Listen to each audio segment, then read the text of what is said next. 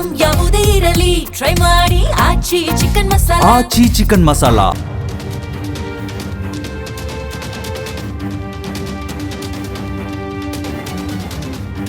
African giant harvester ಅನ್ನೋ ವಿಶೇಷ ಜಾತಿಯ ಇರುವೆ ಕತೆ ನಿಜಕ್ಕೂ ಕೂಡ ಆಶ್ಚರ್ಯ ಅನ್ಸುತ್ತೆ.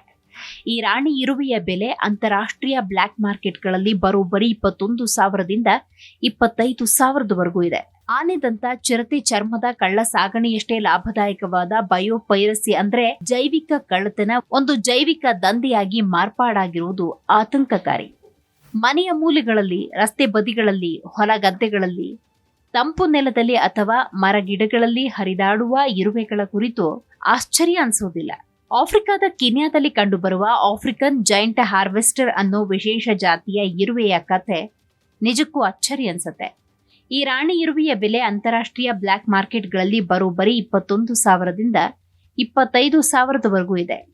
ಕೀನ್ಯಾದ ರಿಫ್ಟ್ ವ್ಯಾಲಿಯ ಗಿಲ್ಗಿಲ್ ಅನ್ನೋ ಪಟ್ಟಣ ಸದ್ಯ ಜಾಗತಿಕವಾಗಿ ಚರ್ಚೆಯ ಕೇಂದ್ರಬಿಂದು. ಪ್ರತಿ ವರ್ಷ ಮಳೆಗಾಲದ ಆರಂಭದಲ್ಲಿ ಹುತ್ತಗಳಿಂದ ಇರುವೆಗಳ ದಂಡು ಹಾರ್ತಾ ಹೊರಬರುತ್ತೆ. ರೆಕ್ಕೆಗಳಿರುವ ಗಂಡು ಇರುವೆಗಳು ರಾಣಿ ಇರುವೆಗಳೊಂದಿಗೆ ಸೇರಲು ಹುತ್ತಗಳನ್ನ ಬಿಟ್ಟು ಹಾರ್ತವೆ. ಆದರೆ ಈ ನೈಸರ್ಗಿಕ ವಿದ್ಯಮಾನವನ್ನ ಬಂಡವಾಳ ಮಾಡಿಕೊಂಡಿರುವ ಒಂದು ದೊಡ್ಡ ಅಂತಾರಾಷ್ಟ್ರೀಯ ಕಳ್ಳ ಸಾಗಣೆಯ ಜಾಲ ಗಿಲ್ಗಿಲ್ ಪಟ್ಟಣದಲ್ಲಿ ಬೀಡು ಬಿಟ್ಟು ತನ್ನ ಕಳ್ಳ ಕೆಲಸ ಮಾಡ್ತಾ ಇದೆ. ಈ ದಂಧೆ ಅತ್ಯಂತ ರಹಸ್ಯವಾಗಿ ನಡೆಯುತ್ತೆ. ವಿದೇಶಿಯರು ಈ ಕೆಂಪು ರಾಣಿ ಇರುವೆಗಳಿಗೆ ದೊಡ್ಡ ಮೊತ್ತದ ಹಣ ಕೊಡ್ತಾರೆ ಅನ್ನೋ ವಿಷಯ ಆಶ್ಚರ್ಯಕರ. ಬೆಳಗಿನ ಜಾವ ಹೊಲಗಳಲ್ಲಿ, ಹುತ್ತಗಳಲ್ಲಿ ಹುಡುಕಿ ಇರುವೆಗಳನ್ನ ಹಿಡಿತಾರೆ. ನಂತರ ಸಣ್ಣ ಟ್ಯೂಬ್ ಮತ್ತು ಸಿರಿಂಜ್ಗಳಲ್ಲಿ ಆ ಇರುವೆಗಳನ್ನು ತುಂಬಲಾಗುತ್ತೆ. ಕಳೆದ ವರ್ಷ ನೈವಾಶ ನಗರದ ಅತಿಥಿ ಗೃಹವೊಂದರಲ್ಲಿ 5,000 ಜೀವಂತ ರಾಣಿ ಇರುವೆಗಳನ್ನ ಕೀನ್ಯಾ ವೈಲ್ಡ್ ಲೈಫ್ ಸರ್ವಿಸ್ ಅಧಿಕಾರಿಗಳು ಪತ್ತೆ ಹಚ್ಚಿದಾಗ ಈ ದಂಧೆಯ ಭೀಕರತೆ ಬಯಲಿಗೆ ಬಂತು. ಬೆಲ್ಜಿಯಂ, ವಿಯೆಟ್ನಾಂ, ಕೀನ್ಯಾದ ಸಂಶಯಾಸ್ಪದ ವ್ಯಕ್ತಿಗಳು ಟೆಸ್ಟ್ ಟ್ಯೂಬ್ ಮತ್ತು ಸಿರಿಂಜ್ಗಳಲ್ಲಿ ತೇವಾಂಶ ಇರುವ ಹತ್ತಿಯನ್ನ ಬಳಸಿ ಇರುವೆಗಳನ್ನ ಪ್ಯಾಕ್ ಮಾಡಿದ್ರು. ಹೀಗೆ ಮಾಡೋದ್ರಿಂದ ಇರುವೆಗಳು 2 ತಿಂಗಳ ಕಾಲ ಬದುಕಬಲ್ಲವು. ಈ ಆರೋಪಿಗಳಿಗೆ ಸುಮಾರು 6.4 ಲಕ್ಷ ರೂಪಾಯಿ ದಂಡ ಹಾಗೂ 12 ತಿಂಗಳ ಜೈಲು ಶಿಕ್ಷೆ ವಿಧಿಸಲಾಯಿತು. ಇತ್ತೀಚೆಗಷ್ಟೇ ನೈರೋಬಿ ವಿಮಾನ ನಿಲ್ದಾಣದಲ್ಲಿ ಚೀನಾ ಪ್ರಜೆಯೊಬ್ಬ 2,000 ಇರುವೆಗಳೊಂದಿಗೆ ಸಿಕ್ಕಿಬಿದ್ದಿದ್ದ. ಇವುಗಳನ್ನ ಮಕ್ಕಳ ಆಟಿಕೆಗಳು, ಬಟ್ಟೆ ಪಾರ್ಸೆಲ್, ಸಣ್ಣ ಕ್ಯಾಪ್ಸುಲ್ ಅಥವಾ ಎಲೆಕ್ಟ್ರಾನಿಕ್ ವಸ್ತುಗಳ ನಡುವೆ ಬಚ್ಚಿಟ್ಟು ವಿಮಾನದ ಮೂಲಕ ರವಾನಿಸಲಾಗುತ್ತೆ. ಈ ಇರುವೆಗಳ ಬೆಲೆ ಇಷ್ಟೊಂದು ಹೆಚ್ಚಿರಲು ಪ್ರಮುಖ ಕಾರಣ ಯುರೋಪ್, ಅಮೆರಿಕ, ಚೀನಾದಂತಹ ಶ್ರೀಮಂತ ರಾಷ್ಟ್ರಗಳಲ್ಲಿ ಬೆಳೆದಿರುವ ಆಂಟ್ ಕೀಪಿಂಗ್ ಅನ್ನುವ ವಿಚಿತ್ರ ಹವ್ಯಾಸ.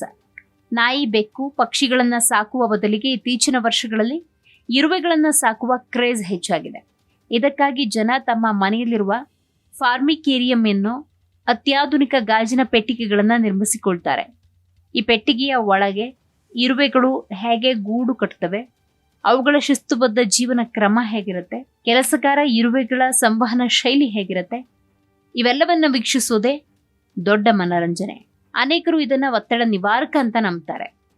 ಬ್ರಿಟನ್ ಮೂಲದ ಆಂಟ್ಸರ್ ಅಸ್ ಅನ್ನೋ ಕಂಪನಿ ಈ ಆಫ್ರಿಕನ್ ಹಾರ್ವೆಸ್ಟರ್ ಇರುವೆಗಳನ್ನ ಅನೇಕರ ಕನಸಿನ ಪ್ರಭೇದ ಡ್ರೀಮ್ಸ್ ಸ್ಪೈಸಸ್ ಅಂತ ಬಣ್ಣಿಸಿದೆ.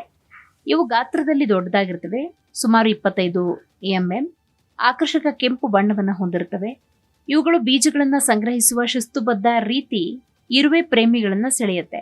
ಇವು ಹೆಚ್ಚು ಆಕ್ರಮಣಕಾರಿಯರದ ಕಾರಣ ಸಾಕೋದು ಸುಲಭ. ಹಾರ್ವೆಸ್ಟರ್ ಇರುವೆಗಳ ಜೀವನ ಕ್ರಮ ಅತ್ಯಂತ ಕುತೂಹಲಕಾರಿ. ಇವು ಬೇರೆ ಇರುವೆಗಳಂತೆ ಕೀಟಗಳನ್ನ ಬೇಟೆಯಾಡೋದಕ್ಕಿಂತ ಹೆಚ್ಚಾಗಿ ಕಾಡಿನ ಬೀಜಗಳನ್ನ ಸಂಗ್ರಹಿಸುತ್ತೆ. ಈ ಇರುವೆಗಳು ಸಂಗ್ರಹಿಸಿದ ಬೀಜಗಳನ್ನ ತಮ್ಮ ಗೂಡಿನ ಒಳಗೆ ವಿಶೇಷ ಕೋಣೆಗಳಲ್ಲಿ ಶೇಖರಿಸಿಟ್ಟು ಅವುಗಳನ್ನು ಅಗದು ತಮ್ಮ ಲಾಲಾರಸದೊಂದಿಗೆ ಬೆರೆಸಿ ಆಂಟ್ ಬ್ರೆಡ್ ತಯಾರಿಸ್ತವೆ. ಇದೇ ಇಡೀ ವಸಾಹತಿನ ಆಹಾರದ ಮೂಲ.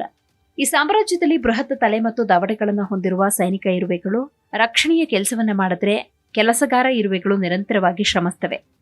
ಇಡೀ ವಸಾಹತಿನ ಕೇಂದ್ರ ಬಿಂದುವಾಗಿರುವ ರಾಣಿ ಇರುವೆ ಸುಮಾರು 15ರಿಂದ 20 ವರ್ಷಗಳ ಕಾಲ ಬದುಕಬಲ್ಲವು. ಹೌದು, ಈ ಇರುವೆಗಳ ಗೂಡುಗಳು 50ರಿಂದ 70 ವರ್ಷಗಳವರೆಗೆ ಬದುಕಬಲ್ಲವು. ಅಂದ್ರೆ ರಾಣಿ ಇರುವೆ ಅಷ್ಟು ಕಾಲ ಬದುಕ್ತಾಳೆ.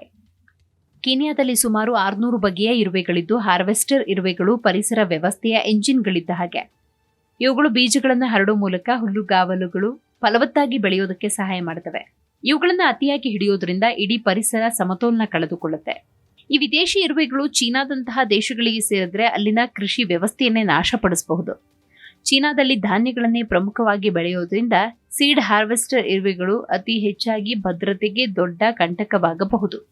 ಆದರೆ ಕೆಲವರ ಹವ್ಯಾಸಗಳು ಮತ್ತು ಹಣದ ದಾಹಕ್ಕೆ ಇಂದು ಭೂಮಿಯ ಅತ್ಯಂತ ಸಣ್ಣ ಜೀವಿಗಳು ಬಲಿಯಾಗ್ತಿರುವುದು ಅತ್ಯಂತ ವಿಷಾದನೀಯ.